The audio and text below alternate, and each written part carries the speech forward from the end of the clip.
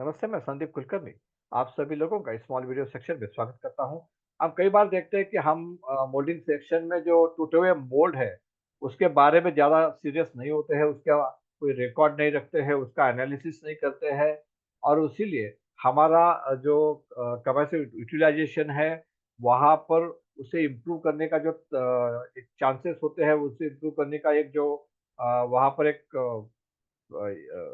एक potential reason होता है, वो कहीं न कहीं हैम्पर हो जाता है। तो इसीलिए हमेशा ये ध्यान में रखिए कि जब भी आप कोई ब्रोकन मोल्ड देखते हैं, तो उसके लॉग शीट में उसके बारे में लिखिएगा। उसके बारे में जानकारी लिखिए कि ब्रोकन मोल्ड कौन से पैटर्न का हुआ, कब हुआ, किसके वजह से हुआ, कहाँ पर हुआ। तो वो अगर आप सारी चीज़ें नोट डाउन करेंगे, तो एनालिसिस करके फिर आप उसके ऊपर कोई एक्शन डिफाइन कर पाते हैं और एक्शन डिफाइन करने के वजह से हम उसके ऊपर काम करेंगे और कहीं न कहीं हमारा ब्रोकन बोल्ट का जो परसेंटेज है रिजेक्शन का, वो भी धीरे-धीरे कम होता जाएगा। तो ये बहुत इम्पोर्टेंट है कि आप ब्रोकन बोल्ट को रीज़न के साथ लिखिएगा, उसके साथ एनालिसिस कीजिएगा, उसके ऊपर एक्शन लेके फिर उसे कम भी कीजिएगा।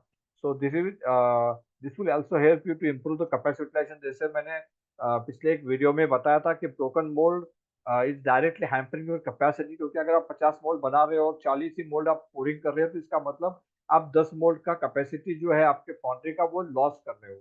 उसे आप pouring नहीं कर पा रहे हो, उसे आप सेल नहीं कर पा रहे हो।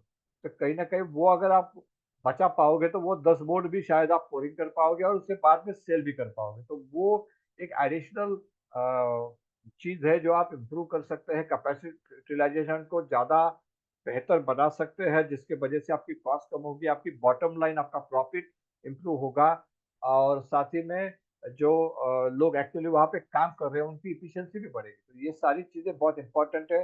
कई बार हम देखते हैं कि एक मोल्ड ब्रोकन हो जाता है, तो उसमें 2 मोल्ड का टाइम जाता है, क्योंकि वो ब्रोकन मोल्ड को निकालना, उसको साफ करना और फिर अगला मोल्ड लेना, तो उसमें जो टाइम जाता है, बहुत ज़्यादा जाता है, जिसकी वजह से ये जो कैपेसिटी है, कैपेसिटी यूटिलाइजेशन ठीक से नहीं हो पाता है। तो इसीलिए बहुत इम्पोर्टेंट है कि हम इसके ऊपर